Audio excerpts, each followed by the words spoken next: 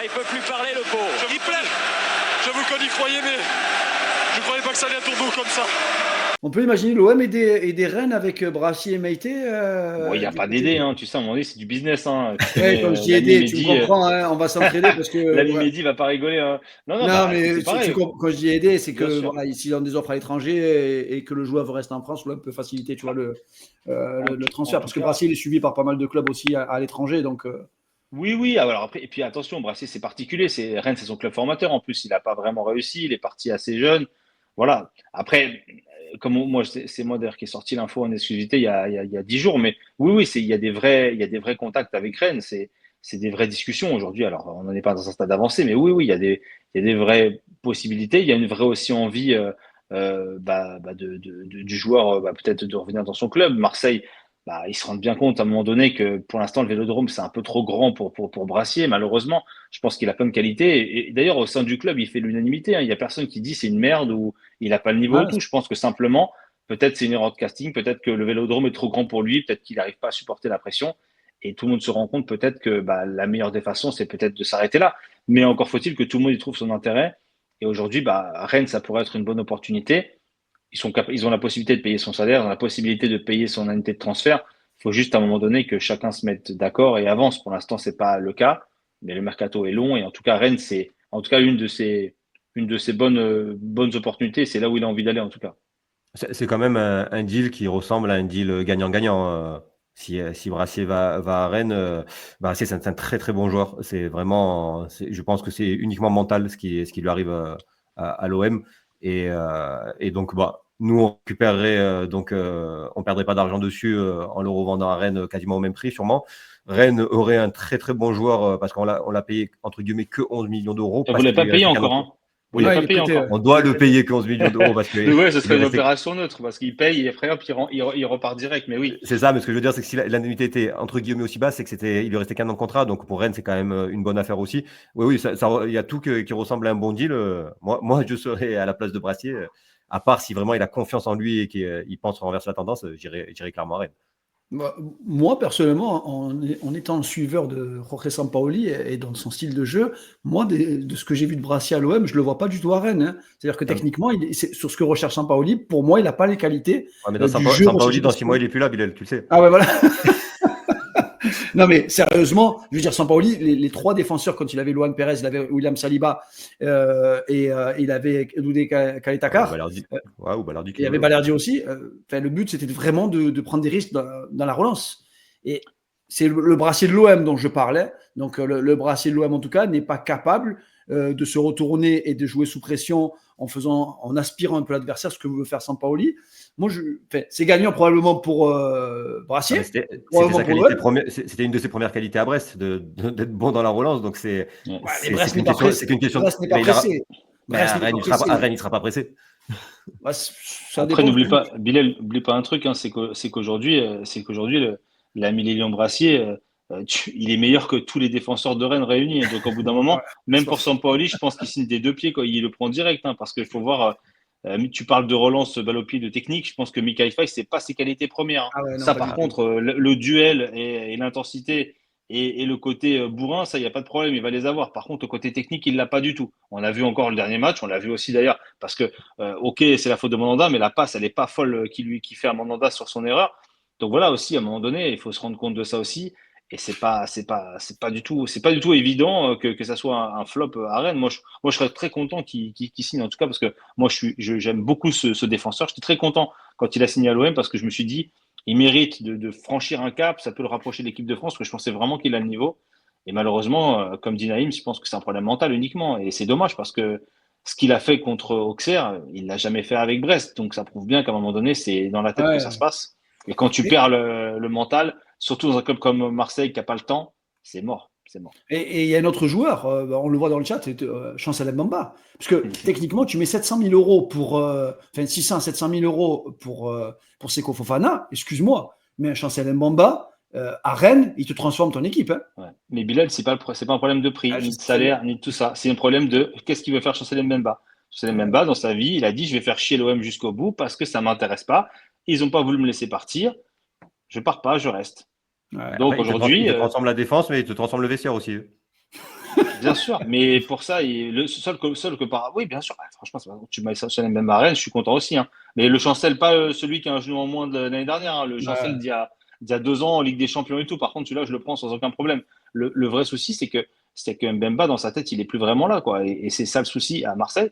Et aujourd'hui, je suis pas sûr qu'il ait encore envie de se battre, se défoncer dans le vestiaire. Et pareil, tu te défonces pas de la même façon quand tu as 60 000 personnes qui te poussent au Vélodrome que quand on a 25 ou 30 000 au Roison Park. Et je te dis une fois de plus, je te dis ça en tant que supporter de Rennes. Donc voilà, après, je pense que Mbemba, il a fait son temps. Je pense que pour moi, le mieux pour lui, ce serait d'aller en Arabie Saoudite. Je pense que clairement, c'est là où il va aller en fin de Il a les contrat. offres. Hein. Il a les offres. Par Là-bas, il contre, attend juste oui, d'aller au bout, comme mais tu as oui, dit. pourquoi Bilal? Pourquoi il va aller au bout? Parce que s'il signe en libre, il va se manger une prime à la signature incroyable qu'il n'aura pas s'il part maintenant. Et en plus, s'il part maintenant, il va donner de l'argent à Marseille. Parce qu'en vrai, c'est ça qui s'est passé en fin de mercato d'été. C'est qu'à la limite, tout était fait pour qu'il parte en Arabie Saoudite. Tout était avancé, bouclé. Simplement, il y a un moment donné, une partie de l'indemnité, il ne voulait pas la rendre à Marseille. Et puis, Marseille dit, nous, on veut récupérer 3 millions, sinon tu pars pas. Bemba, il a dit, je ne m'assois pas sur mon argent. Ils ont dit, d'accord, tu restes. Il est resté et puis il est toujours là. Voilà. Donc, c'est aussi simple que ça. Donc, je pense que ça va mal se finir parce qu'à un moment donné, ça se finira en fin de contrat. Ça se finira au mois de juin. Sauf si à un moment donné, tu as vraiment un club saoudien qui vient mettre une somme folle. Sur Benacer, il a dit depuis le début, il a dit 3 millions, il part. Mais aujourd'hui, personne n'est prêt à mettre 3 millions. Et Mbemba, de son côté, il n'est pas prêt non plus à faire des efforts parce qu'il y avait Nice, il y avait même Nantes à tenter. Bon, Nantes n'avait pas les moyens, mais il y avait Nice, il y avait Rennes. Ils avaient vraiment des vraies offres sérieuses, en tout cas, hein, avec des vrais beaux salaires, quoi. Mais non, il veut pas. Il veut faire chier Marseille jusqu'au bout. Et Ça en dit lui, long il quand même, s'estime hein, dans sur son bon la droit. Moi, je suis sur la personne mentalité pour du dire il a joueur. raison, il a tort. Mais en tout cas, la situation, elle est ce qu'elle est. Voilà. On a toujours Ça en dit. dit beaucoup sur la mentalité du joueur et comme je dis souvent, il ne faut pas regarder que les qualités intrinsèques des joueurs et ce qu'ils t'apportent sur le terrain. Il faut voir aussi ce qui va t'apporter dans le vestiaire ou te coûter dans le vestiaire. Donc bon, moi je suis un club aujourd'hui, je n'investis pas sur Chancel Mbemba. Ouais, c'est encore. Après, bon, il y a toujours les problèmes entre les clubs et les joueurs. Et Seb, tu es bien placé pour le savoir aussi. Il y a les torts du club, il y a les torts du joueur. Bien sûr. Il y a des choses qui se disent de la part du club, après de la part du joueur. Bon, après, il y a un agent un jour qui a dit quelque chose de très très vrai. Il a dit, comme le joueur arrive, le joueur repart. Ça veut dire que s'il arrive dans des conditions fin de contrat, ça veut dire qu'il a un peu lâché Porto. Porto déteste faire partir un joueur en fin de contrat. C'est rare du club de Porto de lâcher un joueur en plus à 28 ou 29 ans en fin de contrat. Donc, tu savais qu'il allait partir de l'OM en fin de contrat. Tu vois. Donc, quelque part, c'était le deal. Moi, je ne suis pas surpris de ce qui se passe avec Chancel Mbemba parce que, Seb, tu es d'accord avec moi, ce type de joueur-là, il y a un environnement aussi derrière. Tu vois. C'est-à-dire que dans sa tête, lui, c'est pas Chancel Mbemba, joueur de foot. C'est Chancel Mbemba, ambassadeur au Congo, avec peut-être beaucoup de personnes derrière aussi. Et pour lui, il le dit, c'est son métier, c'est le foot, mais il doit générer un maximum de revenus parce que c'est un métier. Tu vois, il n'y a pas ce côté Après, passion. voilà, chacun voit midi à sa porte. Quoi qu'il en soit, je te dis, aujourd'hui, il faut se rendre compte de la situation. Pareil, je vois des commentaires sur Bamo Meïté. Meïté, c'est pareil, il a du talent, c'est pas le problème, mais au bout d'un moment, il a qu'une saison de Ligue 1 derrière, il était à Lorient il y a 2 ans. Est-ce que vraiment il est supérieur à d'autres défenseurs de Rennes? Par contre, là, je peux me poser la question. Intrinsèquement, c'est un joueur qui a du talent, mais aujourd'hui, comme je dis, à Rennes, il faut des tauliers, il faut pas un mec qui est encore en phase finale de prometteur, on ne sait pas trop où il Oui, en est. Il faut quelqu'un oui. qui est déjà prouvé. Donc, moi, je pense que pour Rennes, c'est un peu tendre en tout cas. Et puis, de toute façon, c'est pas forcément une piste.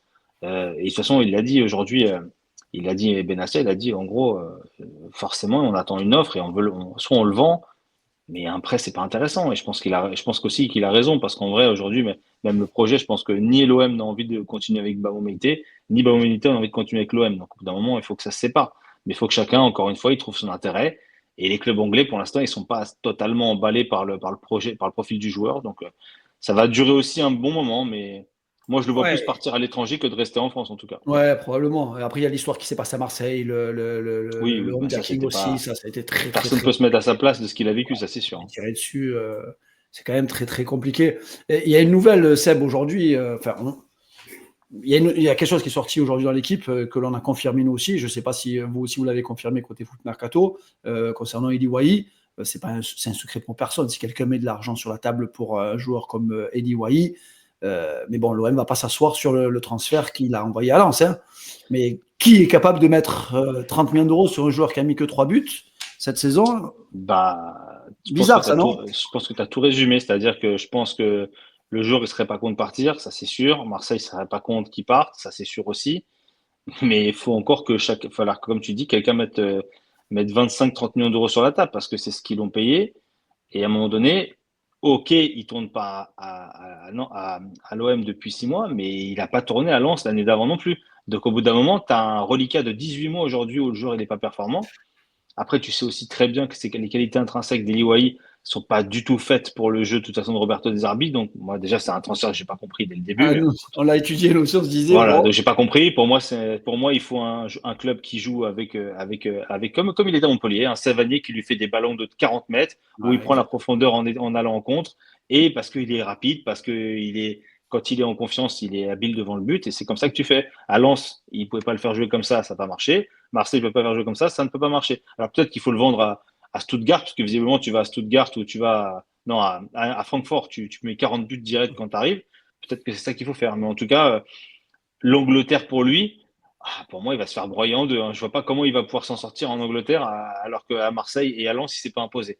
Après, si les clubs comme Bournemouth ou West Ham qui n'ont pas une volonté, je crois, aujourd'hui de mettre 25 millions d'euros pour un attaquant, ils ont envie d'y aller, qu'ils y aillent. En tout cas, le fait que lui veut partir, ça c'est sûr. Que les clubs sont intéressés, c'est une possibilité. Mais alors maintenant, il va falloir discuter du bout de gras. Et à mon avis, c'est là où ça va être le plus rigolo. Et c'est pour ça que pour moi, il est encore très très loin d'être parti en tout cas. Pourquoi c'est si difficile de recruter à l'OM un attaquant de pointe quand je dis c'est si difficile, quand on met de l'argent, parce que Pierre-Emerick Aubameyang, Alexis Sanchez, et j'ai envie de prendre l'exemple de Neil Maupay aujourd'hui, au moins tu payes, au plus ils sont performants à l'OM.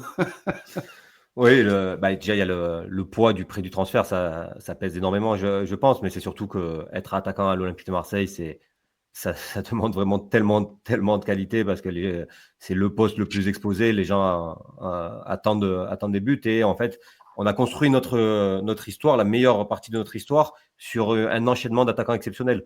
C'est-à-dire que Tapie a enchaîné Alofs, Papin, Boksic, Voleur, Sonny Anderson. Même en Ligue 2, on a récupéré Cascarino qui a mis 80 buts en 2 ans. Donc sur cette période, je pense que les avant-centres ont fait rêver l'OM et que depuis, on veut toujours avoir le grand attaquant qui marque et malheureusement, ça entraîne beaucoup de pression et on voit que ceux qui ont réussi, c'est ceux qui avaient vraiment des qualités hors normes, que ce soit Drogba, que ce soit Nyang, et encore Nyang, tu te rappelles comme ça a été compliqué au début.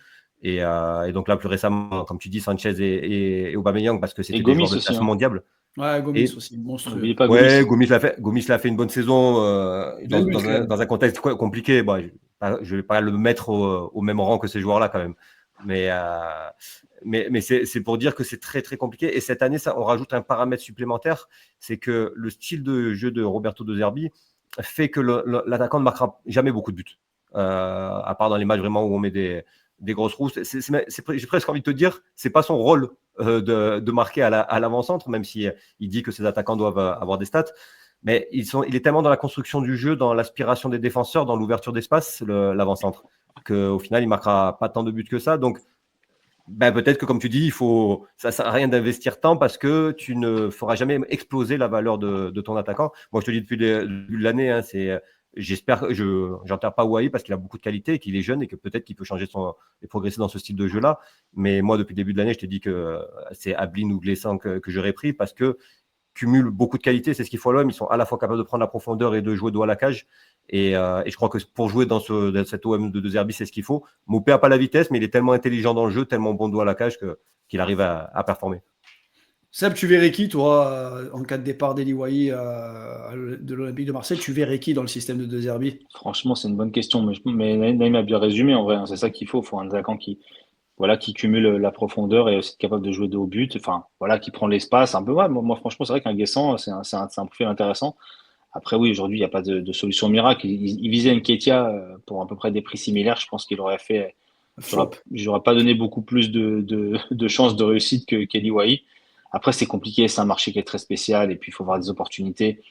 Aujourd'hui, je suis même pas sûr dans la tête de. Pour cet été, tu vois, Scamaca pour cet été. Ça aussi, c'est pareil, il faut aussi remettre des trucs en. Celle-là, elle est incroyable. Quand j'ai vu cette information, on n'a même pas voulu relayer Bah, ou autre. Mais, après, tu lances une pièce en l'air en vrai, hein, c'est ouais, possible, hein. Mais tu lances une pièce oui, en l'air, c'est-à-dire que sans avoir de garantie que oui, ça peut être un profil. Il est italien, il connaît bien la Serie A, Pablo connaît bien la Serie A, Mehdi ouais, aussi, Roberto et De Zerbi, c'est un coach italien. Regarde, Felipe Luis, qui aurait pu il y a 2 semaines dire que c'est lui qui va venir en défense? Personne. Donc après, on peut être très agréablement surpris. On peut avoir un attaquant qu'on n'attend pas et qui va arriver, surprendre agréablement, moins. Franchement, aujourd'hui, c'est difficile et c'est un marché compliqué. Et puis même pour Marseille, qui est encore plus compliqué au niveau des attaquants. Mais bon, après, Aubameyang, voilà, on sait le contexte. À la base, Marseille ne voulait pas qu'il parte. Il est parti. Voilà, forcément, c'était compliqué de le remplacer. On verra, hein. Mais moi, en tout cas, pour le coup, il n'y a pas de solution, il y a pas de solution miracle aujourd'hui pour moi, malheureusement. Et on va voir un peu comme. Mais tu prends un deuxième Mopé, comme dit Naïm, aujourd'hui, ceux qui doivent marquer des buts, c'est les ailiers, c'est pas forcément le neuf, hein. Donc, à un moment donné, c'est profiter des espaces du neuf. Donc, on va voir ce qu'il en est. on- On a bien vu, de toute façon, c'est Greenwood aujourd'hui qui est capable de faire les différences. Donc, à suivre, écoute, mais aucune piste, aucune info, parce que pour moi, Eli Wahi, il est encore loin d'être parti. ouais, ouais, on est d'accord, on est d'accord. On donne un petit peu des noms parce que je sais que les gens aiment bien entendre des noms. Ça parle de Matistel, de Jonathan David. Jonathan David qui sera gratuit, qui partira libre, mais bon, j'ai du mal à croire qu'il va rester en France. Il va prendre sa très très grosse prime à la signature. Je ne le vois pas rester en Ligue 1. Euh, J'étais même surpris, c'est vrai Matistel, qu'il ne soit ouais. pas parti cet été. J'étais très Ouais, bah, surpris que Jonathan David ne soit pas parti mais il n'y a cet pas été. de marché pour lui en vrai, hein. On peut parler de mercato. Si tu veux, tu me mets sur le mercato, je te fais 4 heures dessus, il n'y a pas de problème. Mais en vrai, le vrai souci de Jonathan David, c'est qu'il n'y a pas de marché pour lui. C'est un joueur qui est bon, mais qui n'est pas au top niveau. Donc aujourd'hui, tu n'as personne qui peut mettre plus de 30 ou 40 millions d'euros pour lui. Et aujourd'hui, à 30 ou 40 millions d'euros, t'as pas un marché qui est fou parce que t'as pas beaucoup de clubs. Et les clubs, quand ils ont cet argent-là à mettre, ils vont mettre de l'argent sur des joueurs plus confirmés que Jonathan David. Donc du coup, il se retrouve toujours mis de côté. Sauf que là, il est libre. Donc là, si vraiment il prolonge pas, tu peux très bien signer au Barça ou je sais pas où. Sauf qu'à un moment donné, tu feras une manne fils de paille. Tu vas signer dans un club, tu seras numéro 2 ou numéro 3 et puis dans un an, tu partiras parce que tu auras joué 12 matchs, dont 4 de coupe. Donc ça va être à lui de savoir ce qu'il veut faire de sa vie. C'est un attaquant qui a plein de qualités, ça c'est une certitude. Pour moi, c'est un vrai tueur devant le but. Après, je pense pas non plus qu'il soit beaucoup adapté à Marseille non plus. On verra. Mais puis Non, Matistel, tu le prends pour 6 mois, ça n'a aucun sens non plus. Donc voilà. non, c'est le rôle le plus difficile, c'est à avoir le rôle de numéro 9. Alors en Ligue 1, j'en parle même pas parce on n'est pas un championnat avec des moyens illimités. Mais recruter un numéro 9, et en plus que tu sais dans le style de l'OM, c'est peut-être pas le poste le plus décisif. Est-ce que c'est là où tu vas mettre ton top player, vu qu'Aubameyang est parti? Limite, ouais, peut-être chercher un attaquant du profil avec beaucoup d'expérience, tu vois. Mais ça reste quand même un poste très compliqué. Par contre, là où l'OM pourrait se renforcer, et je pense que des infos que nous on a vraiment sur les couloirs, notamment sur les latéraux, que ce soit par rapport à Quentin Merlin et par rapport aussi à Ulysse Garcia, je pense que la direction de l'Olympique de Marseille, ils veulent quand même un joueur qui soit peut-être plus performant et qui puisse apporter une réelle concurrence à Quentin Merlin.